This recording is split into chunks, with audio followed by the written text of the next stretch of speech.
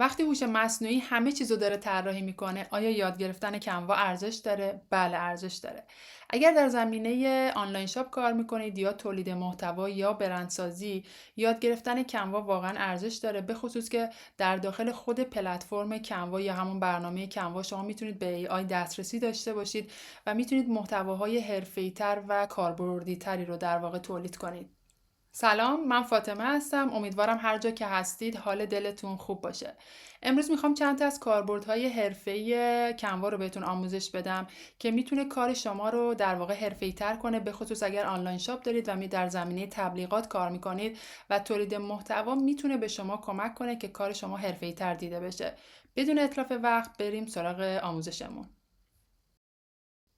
ابزار اولی که میخوام در رابطه با اون صحبت کنم افکت‌های هوشمند و حرفه‌ای هست. برای اینکه ببینیم افکت‌های هوشمند چجوری کار میکنه، وارد هوم پیج کنوا میشیم. مثل این الان هوم پیج هست و بعد روی پلاس یا کرییت یا همون ایجاد کلیک میکنیم.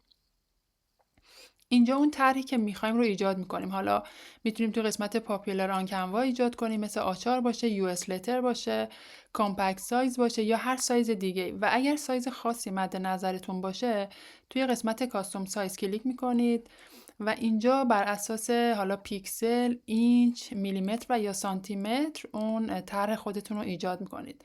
حالا من به عنوان مثال روی 8.5 در 11 اینچ یا همون یو اس لتر سایز کلیک میکنم. اینم آچار سایز. روی این کلیک میکنم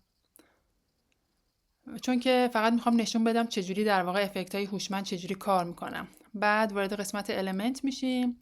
اینجا وارد قسمت شیپ میشیم. اینجا شیپ، گرافیک و همه مدل ها رو داره. وارد قسمت شیپ میشیم و روی یکی از همین شیپ ها کلیک میکنید. من به عنوان مثال روی این کلیک میکنم چون فقط میخوام نشون بدم که چجوری کار میکنه. حالا ما روی این کلیک میکنیم، میخوایم افکت بهش بدیم و روی این طرحی که داریم یا همون شیپی که داریم کلیک میکنیم، روی افکت کلیک میکنیم. اینجا وقتی روی دراپ بزنید یه حالت سایه بهش میده یا یه حالت شادو تور بهش میده. روی گلو و روی هر مدل دیگه که کلیک کنید، دراپ بیشتر به درد کسایی میخوره که در واقع طراحی انجام میدن، مثلا برای طراحی کتاب و یا طراحی جلد کتاب انجام میدن. میتونه خیلی کاربردی باشه و کسایی هم که تو زمینه برندسازی فعالیت میکنن. و اگر خواستید مثلا در واقع زاویه‌اش رو عوض کنید، کم و زیاد کنید، میتونید با اینجا در واقع کم و زیاد کنید و هر اندازه‌ای که مد نظرتون باشه اینو تغییر بدید. و اگر دوست نداشتید کلا این افکت رو، میتونید اینجا ریموو افکت رو بزنید و قسمت باز من روی افکت کلیک میکنم و برای اینکه بتونید رنگش هم تغییر بدید، من بازم حالا روی این افکت کلیک میکنم، روی دراپ کلیک میکنم و میخوام رنگش رو عوض کنم. اینجا روی رنگ میزنم، روی قسمت کالر، هر رنگ دیگه که مد نظرتون باشه میتونید اینو عوض کنید. حالا قسمت افکت هوشمند و حرفه‌ایش کجا میشه؟ تو قسمت افکت دوباره من وارد میشیم و اینجا تو قسمت ادوانس وقتی ببینید اینجا مدل‌های مختلف در واقع افکت‌های حرفه‌ای تری داره که شما میتونید اندازه‌هاشو و در واقع رنگش رو تغییر بدید و افکتش رو کم و زیاد کنید، حالا هر مدلی که هست. من به عنوان مثال رترو رو انتخاب میکنم و اینجا حالا قسمت رترو رو که انتخاب کردیم میخوام رنگش رو تغییر بدم. توی قسمت این کالر من رنگش رو عوض میکنم. اینم در واقع اون قسمت کالرش رو عوض میکنم. اینجا یه رنگ دیگه هم داریم که شادو و یا همون سایه ما هست. خب روی این طرحمون کلیک میکنیم. توی قسمت افکت وقتی برید این رنگه، اینو شما میتونید تغییر بدید که بتونه هماهنگ باشه با اون شکلی که شما دارید و یا اون طرحی که دارید. به این صورت یا حالا من زرد میکنم که شما ببینید این سایه است و میتونه توی که برای کسایی که توضیح دادم، کسایی که تو زمینه برندسازی کار میکنن، میتونه خیلی کاربردی و حرفه‌ای تر باشه. خب ابزار بعدی که میخوام در رابطه با اون صحبت کنم ماجیک دکوریت ای آی هست یا در واقع همون جادوی طراحی ای آی هستش. قبل از اینکه بخوایم شروع کنیم هر کاری رو، ابتدا طرح خودمون رو ایجاد میکنیم. اینجا روی پلاس میزنیم و اینجا میتونیم حالا اندازه ها و یا طرحهایی که اینجا داره توی این قسمت یکیشو انتخاب کنیم. ولی من همیشه روی کاستوم سایز میزنم و اون اندازه که مد نظر خودم هست رو انتخاب میکنم. اگر اندازه‌ای که مد نظر خودتون هست رو دارید میتونید اینجا بر اساس پیکسل، بر اساس اینچ، میلیمتر و یا سانتی متر انتخاب کنید. من اینجا 8 در 11 اینچ رو انتخاب میکنم که همون US letter size هست و اینم که آچار سایز هستش. من اینو کلیک میکنم و انتخاب میکنم. قبل از اینکه بخوایم ماجیک دکوریت رو بهتون نشون بدم، روی این صفحه سفید کلیک میکنیم و اینجا بک‌گراند رو ببینید. این قسمت بک‌گراند برای کسایی که حالا لندسکیپ، پترن و همه مدل نمونه ها رو داره. مثلا توی قسمت فود میتونه بک‌گراند فوق‌العاده‌ای باشه برای فود برای شما و یا مثلا بذارید من طرحهای مختلفشو ببینم. ببینید این قسمت میتونه برای کسایی که تو زمینه فود، تو زمینه مواد غذایی فعالیت دارن، میتونه کاربرد خیلی زیادی داشته باشه. اگر توی زمینه هوش مصنوعی فعالیت دارید، تو قسمت ابسترکت، من از این قسمت چون برای طرح ایجاد میکنم و یا مثلا برای محتوا درست میکنم، این قسمت استفاده میکنم. میتونه به عنوان بک‌گراندهای خیلی جذابی داشته باشه این قسمت. این از قسمت بک‌گراند و اما قسمت ماجیک دکوریت، باز ما حالا یه صفحه ایجاد کردیم. روی این صفحه کلیک میکنیم توی قسمت ادیت. اینجا یه سری آپشن ها رو میبینید، دکوریت، ریسایز و بقیه آپشن ها.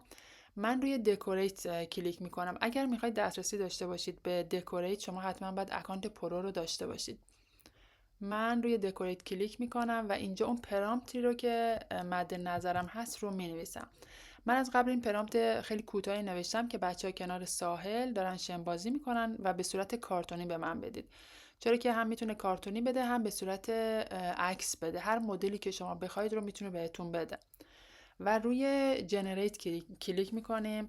یه مقدار زمان میبره ولی بعد از اون 4 تا عکس رو شما میتونید داشته باشید و 4 تا تصویر رو میتونید داشته باشید. و وقتی که 4 تا تصویر رو داشتید، اگر یکیش رو انتخاب کردید که اوکیه، ولی اگر هیچ کدوم مثلا مثل این 4 تا هیچ کدوم مد نظرتون نبود، باز میتونید روی جنریت اگین کلیک کنید و تا زمانی که به اون عکس مد نظر خودتون برسید. به عنوان مثلا من حالا اینو انتخاب میکنم، اینو یا اینو. اگر هیچ کدوم رو نخواستید، اینجا روی جنریت اگین بزنید و یا پرامپتتون رو عوض کنید، یه مقداری بهش جزئیات بیشتر بدید تا بتونید به عکس مد نظر خودتون برسید. ابزار بعدی که میخوام در رابطه با اون صحبت کنم اسمش افکت های ویدئویی هست. توی قسمت الان ما توی هوم پیج هستیم، روی تمپلیت کلیک میکنیم اینجا و اینجا میت AI ویدیو ایفکتس. اگه نگاه کنید زده نیو. این کلا یک قسمت ویدیوهای کوتاه جدیدی هست که توی زمینه تبلیغات خیلی کاربرد داره. روی سیال میزنیم و همه مدل ویدیوهای کوتاه رو اینجا میبینیم برای انواع و اقسام و بیزینس های مختلف. من روی همین اولی کلیک میکنم و اینجا اد ایمیج کلیک میکنم و هر عکسی رو که میخواید برای تبلیغات انجام بدید روش کلیک میکنید. اگر عکس رو توی کامپیوترتون دارید، میتونید از اینجا آپلود کنید و اون عکس مد نظر خودتون رو اینجا آپلود کنید. و الان من اینجا به عنوان مثال همین یک کفش رو مثلا آپلود میکنم و اینجا Create with AI رو میزنیم و یک مقداری زمان میبره. زده که یک مقدار زمان میبره. اگر توی کار تبلیغات هستید و یا تولید محتوا برای کاری تبلیغاتی انجام میدید، میتونه خیلی قسمت فوق‌العاده‌ای باشه براتون، چرا که یک کار حرفه‌ای و شیک هستش. خب ببینید این الان در واقع ریزالتی هستش که نتیجه کاره که به ما داره میده.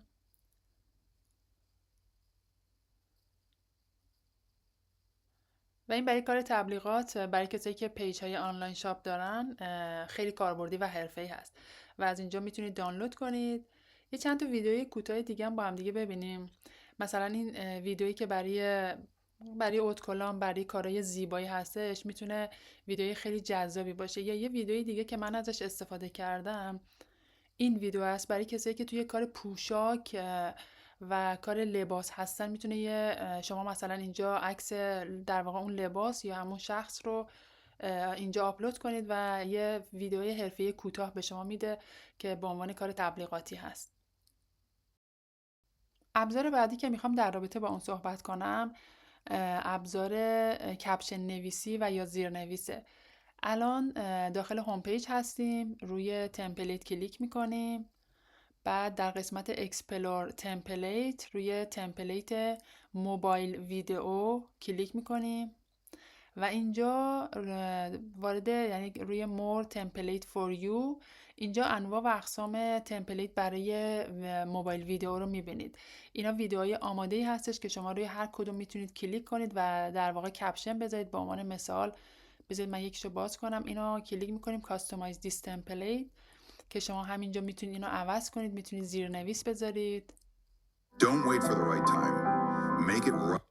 میتونید عوض کنید و از هر کدوم از این در واقع ویدیوها میتونید استفاده کنید. بستگی به اون بیزینس و یا تبلیغاتی داره که شما میخواید انجام بدید. اگر نه یه ویدئویی که مربوط به خودتون هست، اینجا روی پلاس کرییت بلانک کلیک میکنیم و اینجا اون ویدئویی که مد نظر خودمون هست رو از قسمت آپلود، اینجا من آپلود رو میزنم و اون ویدئویی که مد نظر خودمون هست رو آپلود میکنیم. من یکی از ویدئوهایی که در واقع هم مربوط به همین ویدئو هست رو آپلود میکنم و توی قسمت ایمیج نه، توی قسمت ویدئو این ویدئو رو من آپلود میکنم اینجا. الان نگاه کنید این ویدئوی منه. من الان برای این میخوام زیرنویس یا کپشن بذارم. البته زیرنویس و کپشن بیشتر برای ویدئوهایی هستش که به صورت انگلیسی صحبت میشه، خیلی کاربرد داره، چرا که تو فارسی من الان کپشن رو میزنم و متوجه میشید یه سری از کلمات و در واقع اون جمله بندی و حروفش جابجا میشه، ولی توی انگلیسی توی قسمت کپشن نویسی به خصوص اگر ویدیو تبلیغاتی میخواید بذارید فوق العاده جذاب و زیبا میشه. و وقتی روی ویدیوتون کلیک میکنید اینجا روی قسمت تکس، توی قسمت تکس که کلیک کنید اینجا داینامیک تکس کپشن رو کلیک میکنیم. بذارید من این ماس موسک رو بذارم اول که در واقع از اول ویدیو برای من زیرنویس کنه. اینجا انواع و اقسام استایل ها، رنگ ها، سایزهای مختلف، در واقع فونت های مختلفی رو داره. شما هر کدوم از اینها رو که بخواید میتونید انتخاب کنید. من به عنوان مثال همین اولی انتخاب میکنم و جنریت کپشن رو میزنم. ببینید الان اینو در واقع زیرنویس گذاشته، ولی خب زیرنویسش نگاه کنیم. بذارید من وقتی هوش مصنوعی همه چیزو داره طراحی میکنه، آیا یاد گرفتن کنوا ارزش داره؟ بله ارزش داره. اگر در زمینه آنلاین ببینید چجوری در واقع کلمات یا مثلا ارزش رو چجوری نوشته، به خاطر اینکه فارسی. ولی اگر انگلیسی باشه کار میکنید یا تولید اگر انگلیسی باشه میتونه خیلی جذاب باشه، به خصوص اینکه میتونید از فونت‌های مختلف یا در واقع از الان استایل‌های مختلف ببینید چقدر این جذابه، یا مثلا از رنگ‌های مختلف. و اگر هم خود کپشن رو توی حالا ویدیوهای انگلیسی داشتید و خواستید اینو عوض کنید، در واقع نوشته رو، تایپش یا هر چیزی رو خواستید عوض کنید، میتونید روی این کپشن کلیک کنید، روی افکت و افکت های مختلفی بهش بدید یا رنگش رو عوض کنید. از اینجا میتونید فونتش رو عوض کنید، از اینجا میتونید اندازش رو عوض کنید و هر اتفاقی که میخواد بیفته و یا رنگش رو عوض کنید و یا هر تغییراتی که خودتون دوست دارید میتونید روی ویدیوتون انجام بدید. آخرین ابزاری که میخوام در رابطه با اون صحبت کنم پرینتر شخصیه. برای پرینتر شخصی به عنوان مثال بذارید من دوباره یه طرحی رو ایجاد کنم. Create Plus Custom Size و روی این اینچ میزنیم. به عنوان مثال من یه عکس رو میخوام اینجا بذارم و میخوام یه عکسی رو پرینت بگیرم. روی این صفحه کلیک میکنیم، روی آپلود. به عنوان مثال من این عکس رو آپلود میکنم. اگرم عکسی مد نظرتون بود که میخواستید انجام بدید، توی قسمت آپلود فایل از اینجا میتونید هر عکس و یا ویدئویی رو که بخواید آپلود کنید. حالا من این عکس رو چون توی گالری داشتم توی کنوا، اینو آپلود میکنم.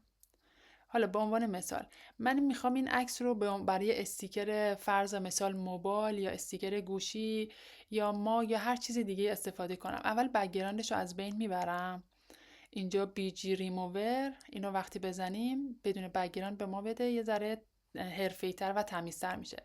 و بعد اگر بخوایم اینو پرینت بگیریم روی شیر و روی سی آل و قسمت شیر نه، قسمت سیو نه. دنبال مور آپشن، اینجا باید مور آپشن رو پیدا کنیم و یوز مای پرینتر. وقتی یوز مای پرینتر رو بزنی اینو برای شما پرینت میگیره. حالا شاید براتون سوال باشه که اصلا پرینتر آیا کسی هم استفاده میکنه؟ یه سری از شغل ها و شغل که نه، بیزینس بیشتر، بیزینس هایی هستن که تو خارج از ایرانن و در واقع از پرینتر، مای پرینتر خیلی خیلی برای اونا کاربرد داره، چرا که استیکر برای موبایل، برای ماگ، برای تیشرت، به خصوص برای موبایل که درست میکنن از مای پرینتر استفاده میکنن و اینو تبدیل کردن به یه بیزینس بزرگ خونگی برای خودشون و کارشون راحت تر شده. یعنی نیازی نیست که برن بیرون و اونا رو پرینت بگیرن. برای همین پرینتر، این قسمت پرینت وقتی اضافه شد به خیلی از مشاغل و بیزینس هایی که روی زمینه استیکر موبایل دارن فعالیت میکنن کمک خیلی بزرگی کرد. اگه تا اینجای ویدیو اومدی به تبریک میگم، یعنی خیلی جدی هستی برای یاد گرفتن کنوا.